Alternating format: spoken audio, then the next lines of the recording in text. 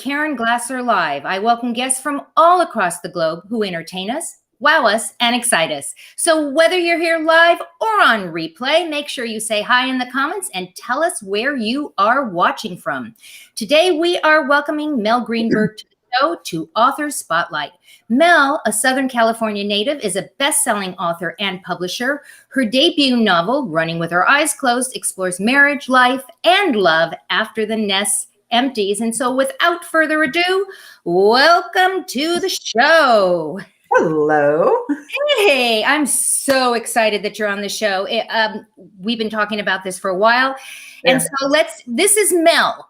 Hi. Welcome to the show and welcome to Author Spotlight. This is a new show that we're doing. We are spotlighting, obviously, authors. And so what I'd like to do is literally just jump right into the topic, and that's empty nest. Where do you go from there? So this is your story. This story is your story. So why was it important for you to tell it? Well, to the extent that I was an empty nester, right. The book itself is fiction. So no, I get that. My journey through empty nest life and post being a full-time stay-at-home mother was the impetus for the story, as was seeing friends and then people I interviewed, male and female, going through this time in life. And typically it was 50 plus. There were a few younger and a few older. And seeing those dramatic changes just started to create so much interest for me because it was unexplored and exciting. And I think the fact that as we age, we look at life differently and where we are. And all of a sudden, the past 30 years, you've had this, or 20 years, excuse me, you've had this beautiful full-time job or part-time if you're maneuvering both. Right. And all of a sudden you lose it. The kids are off to college, you're home alone, and you look around and everything is different in the landscape, the relationships, everything changes. Right. And there was a story to be told and it just sort of wrote itself. And when I said it was your story, I was talking very specifically about empty nest. And I know it's not your story because it's got some really juicy parts in there. Well, yeah. And it's a natural thing because I was going through, people immediately thought of, is this a memoir? Right. Is this you? And, every author injects themselves into what they write on some level. But it is absolutely a beautiful, compilation of life's transitions.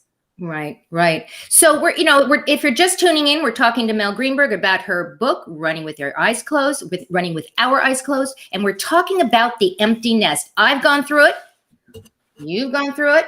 I'm probably one of the few people that was not as devastated when we got into the empty nest. I was very happy. I love my kids, but I was very happy to see them go off on their own. And for me, it was the next step. But it's interesting because not everybody has that feeling about empty nest. Would you agree?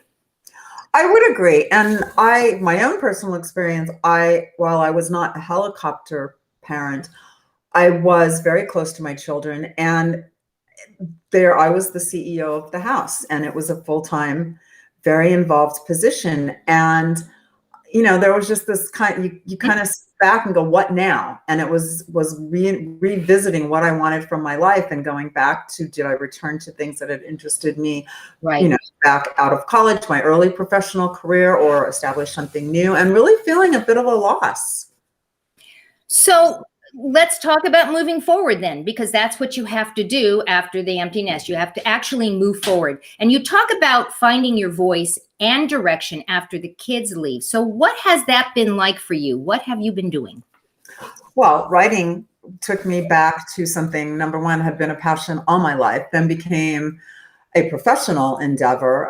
However, not as a novelist. So it was a fabulous new experience. And telling a story and having it evolve and the things that have come since then have been incredible. But publishing independently, which was a very active decision that we made, and then being asked to publish other authors has been a great experience. And through that also, because of the topic, becoming an advocate worldwide. I've become a speaker, and for this journey and midlife and who we are, primarily as women, but in our relationships and where we want to go. And doing that has been just silver lining after silver lining peeled back.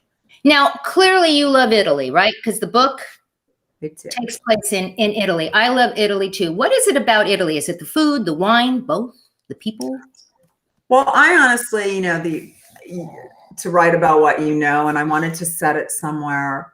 It felt right, the setting and the story that evolved for Samantha, the main character. And it is, in my opinion, one of the most romantic places on the planet. And a good portion of this book, and it is a series, so it's book one. And this, it goes to their relationship, and they are very much involved in deciding what's next. And their romantic relationship, which has become really a fabulous story in and of itself, because typically in our age group, sex and steaminess is, kind of glossed over. We're not the hot young things in our 20s that we see on screen and in storylines. And, I sent the book to my 91-year-old aunt, and I let her know that it was a little steamy, and she just laughed. She's a very cool chick, and she laughed, and she said, "I'm old, I'm not dead." And that really resonated with me, because we are vital human beings, and passionate and physical and romantic and sexual. And so that was very much a part of their story. And Italy just feeds the senses, physically, emotionally, nutritionally. It was a beautiful place. I do know it well. I spent a great deal of time there, and it fit the story. And I will share, so all your viewers will get a little insight into book two. Samantha is in Melbourne, Australia. She does love to travel, and we get a sense of that, of her spirit, and how that also plays into her development in her character. And so, yeah. So do you pick locations that you like to visit, or do you just close your eyes and put your finger on the map and that's where your next, location is going to be?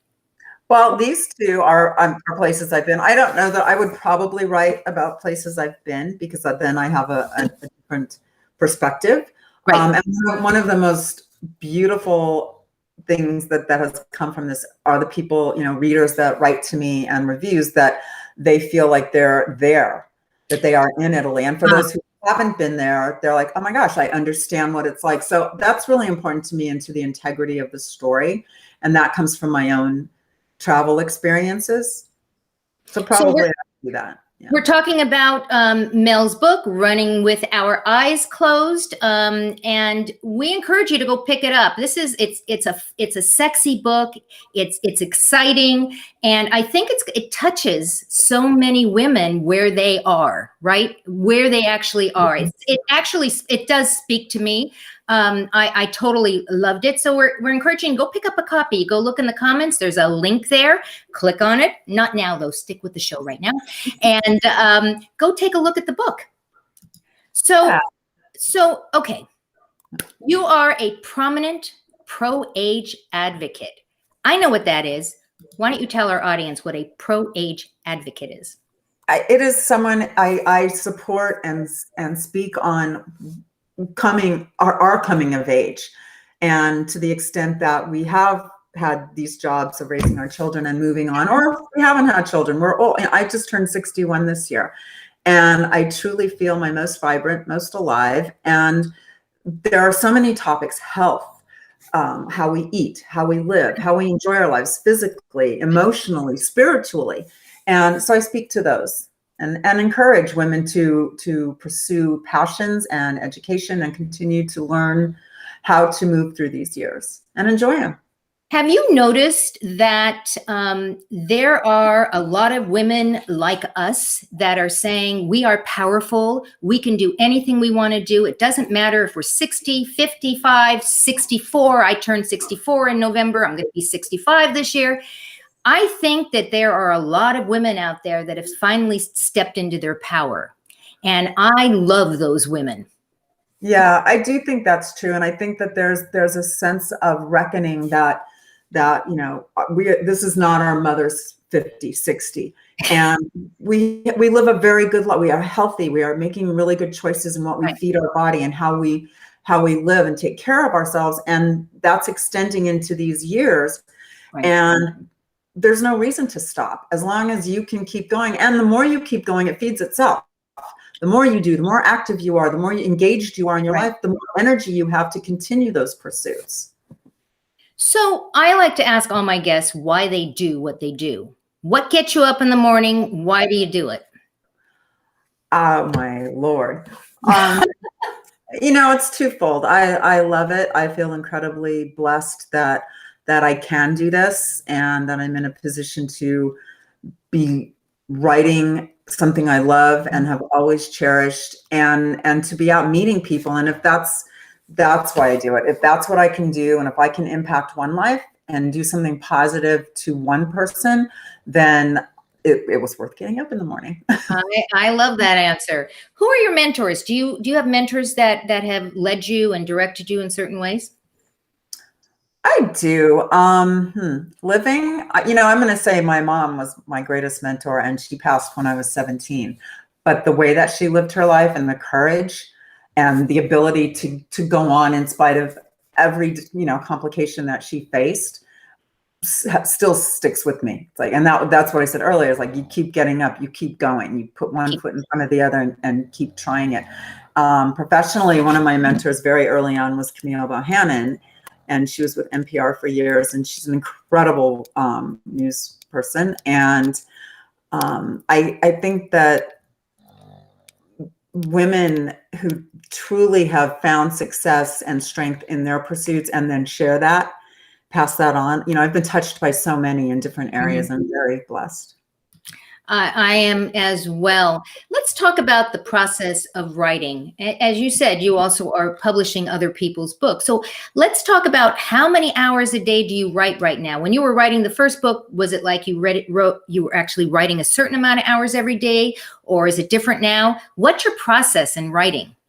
I don't have a timeline in that regard. I don't sit down and say I'm going to write for 2 hours or 8 hours. There are days that I do write all day long, and other days that I'll write an hour here. I try and write every day. And I find that if I make my way to my pages, it moves along, and because it's very easy. It's a very solitary endeavor, and it's very easy to put it off. So there's, I do have that voice. I have to talk with her sometimes because it's, you look for things to put it off, and that's an effort. So something. Are you a journaler? Are you a journaler? I am a journaler. And I do also morning pages. So I write my 3 stream of consciousness pages every morning, and that is a lifesaver. I love her. And I journal. I do a lot of, inconsequential writing, as well as what I'm working on at any given time. So does writing energize you, or does it exhaust you? Oh, it energizes me. I communicate, but I love that I'm doing this now. This has been finding my voice, being out and speaking in front of the public. Right. I don't want to say I'm shy, but I found discomfort in that space, but I don't anymore. And I think part of that speaks to what we were talking about earlier with age. You get to an age, and it's not that I don't care, but I don't care. If I make a mistake, I know by this age, I didn't get here without a lot of baggage and, stumbles and falls, that it's all good. Where, 30 years ago, I didn't want to make a mistake. I needed to be perfect. And, that impedes you in so many ways. So I do, however, I find I communicate better in writing. So it's not exhausting at all. It's a blessing. Get it out of my head. So do you have a tip that you could share with up-and-coming authors that say, I think I want to write a book, but do you have a tip? And I'm going to put you on solo so you can share your tip. Sure. My tip is always to either new authors or those considering that prospect, that something is speaking to you from your heart. And so there's a story to be told. And I would wipe away all the doubts and the questions and just start. Write it, begin, tell your story, and don't edit yourself too much. Just let it go. Either you'll edit it later or a professional editor will get to work on your work, but do it and get your story out there because it's resonating in you and it needs to be told. So basically just start. And you know, it's funny that I think that goes with a lot of things. We get very, you know, well, I don't know if I want to do this, so I'm just not going to do it. We procrastinate. We would sometimes you just have to start, whether it's writing a book, whether it's anything out there, but specifically, I think writing a book, you just have to start. Do you have an interesting writing quirk that you have when you write that somebody might say, why does Mel do that? I have to have, I love classical music, and I have Baroque radio on Pandora. And I have it on that soothes my soul and kind of opens up channels for me to just relax. And then, but it doesn't engage me to the extent that I start listening to lyrics. So, you know, it doesn't divert my attention too much. So I do that. But I was going to say, with regard to what you just spoke of, we, especially creatives, have that inner critique, that voice that kind of that fraud voice, why you can't do that, you're not good enough. And it really is essential that you quiet that voice and move along and do just start. We have a comment from Kathy. She says, I get that. Me too. Hi, Kathy. Thank you. Totally get that. Totally get that. So we were talking before we came on, you asked me, do you have any books that you can recommend? What are you reading right now? And I think I said to you, I'm not reading. I'm not reading. Have you read any books in quarantine that you might want to recommend other than your own book, which of course we want people to go out and get? Is there a book that you can recommend that you read during quarantine? I do. And I love recommending this book. It's The Rosie Project, and it's the first of a trilogy. And the author is actually from Australia, and it's a debut. It is the most beautifully witty, fun. It's heartbreaking, heartwarming. It's a fabulous story. And I don't want to say more than that because I really don't want to spoil it. I would encourage everyone, if you have the chance, to give it a shot. Good book. So it's called The Rosie Project. The Rosie Project is number one. It's a trilogy. So I would start there. Is that I'm going to put it in the comments right now. Is that ROSY? IE. The author is Graham Simpson. I'm just going to put that right into the comments so that when people hear this, they're going to be able to see it here. Hopefully it will pop up there. There it is, Rosie Project. All right. Okay, we're gonna keep on moving because I want to know if you have a favorite childhood book. What was the book that you remember maybe reading to your own kids, that your kids now, that maybe you read it as a child? What's that book? Well, my favorite book as a child was Eloise. And for so many, my mom read that to me, and I love it, and I have them all, and I still love them. I have two boys, and they weren't as enamored with that. So there's a fabulous book, and it's out of print. I actually just found some on eBay. It's called The Old Man and the Afternoon Cat. And it is the most endearing, lovely story. And they were very close to their paternal grandfather. And so there's a lovely tie there, but that was their favorite book. And The Little Prince. I love that. Mine, Little Princess. I love it. My personal favorite is Goodnight Moon. And I remember reading that book to my son every single night. And it's interesting about anything, especially children, is that when they become adults and they have kids, they remember those things that soothed them, that they loved. And I don't know if I will be blessed with grandkids, but I know that that's my son's favorite book as well as a child. Do you get writer's block? Is that even a thing? I tend to think writer's block is more of for me, I really do want to preface that because we all handle things differently. It's more of an excuse.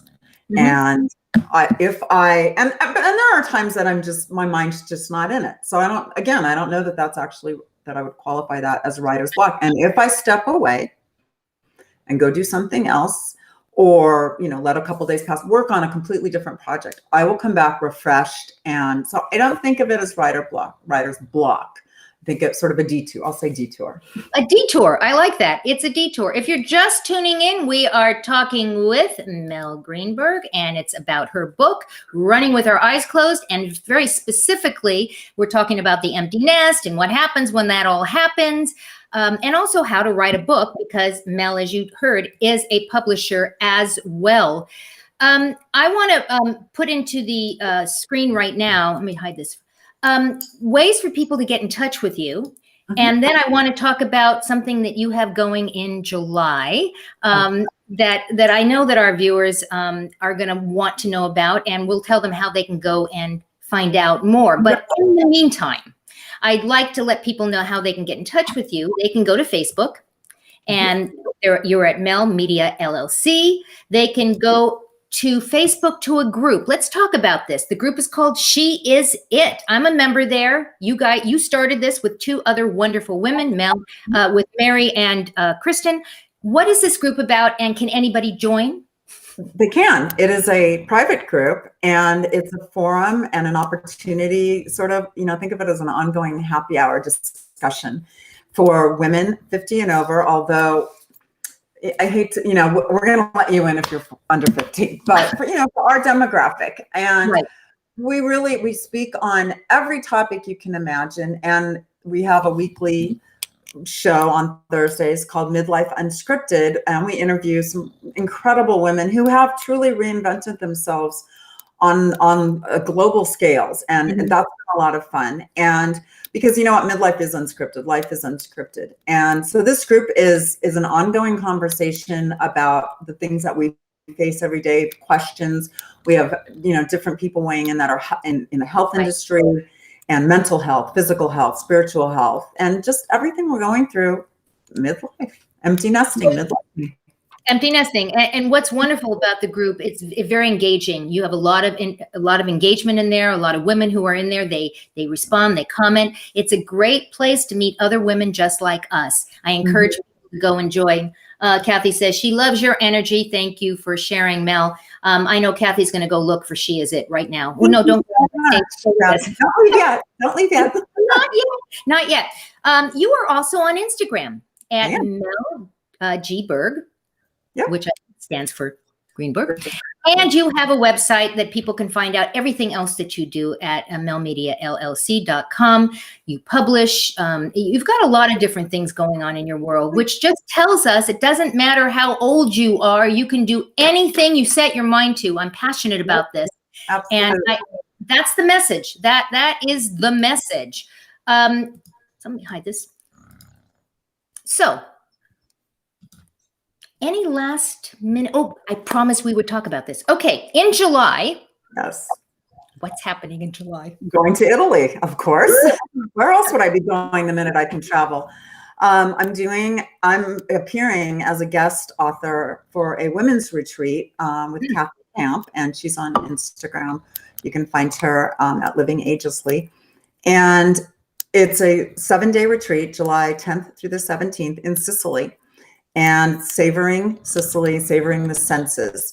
And I will be hosting journaling workshop. And really it's a way of I'll be speaking about journaling as a way of working through whatever it is. I mean, we're still in the midst of it, but we're coming through, a life-altering global pandemic. And, the mental aspect of what that looks like and how that has processed within each of us is profound. And writing about it is one way to help it out of you. And the yoga, dining, will be experiencing the foods and wines of Sicily. And it's we talked about it, and Coco, the traveler, the tour operator in Paris, eventually we're all going to be wanting to travel. And what did we want? How did we want to approach that? Right. As it starts to happen, and as everyone's vaccinated and we're feeling safe and secure to make this trip, we really felt that this was a blessed way to welcome back the world, like welcome back life, and get together with women. And it's a fabulous villa, and it's large, and it's safe distancing and everything. Every measure has been put into place, and I'm really honored that they asked me to be a part of it. I'm really excited. Oh my gosh, it's so exciting. If you guys are interested in finding out more about it, say Italy in the comments, and we will make sure to come back and let you know about the trip and how you can take advantage of it. In case you guys didn't know, because I haven't been broadcasting this anywhere, I'm kidding. We are now on the Roku channel. How cool is that? I'm going to put this, there we go. So you can go check out Caren Glasser Live on the Roku channel. But wait, there's more. We're also on Amazon Fire. You can go check out Amazon Fire. As I like to say, we are everywhere. Well, maybe not everywhere, but we're almost everywhere. Almost. It's a work in progress. Work in progress. And that is, we're a work in progress. Mel, I want to thank you for taking time out of your day to spend time with us and our audience. Any last minute tips, any last minute thoughts that you'd like to share with the audience before we say goodbye? Well, I want to thank you, Caren, for having me, and for everyone out there, all your fans and your viewers. You know where you can reach me, and I'd be happy to answer any questions you might have. Message me privately. Love the conversation. Just, you know what, life is a work in progress, and just go for it and keep believing in your passions and your dreams, because I'm living proof that you can make it through anything. I hear you on that. I hear you on that. I want to thank all of our viewers for tuning in, whether it's live or on replay. We don't care. We just love you anyways. I want to thank you because we know that you have a choice as to where you spend your time, and you chose to spend it with us today. So go out and give somebody an awesome day, and we'll see you next time on the next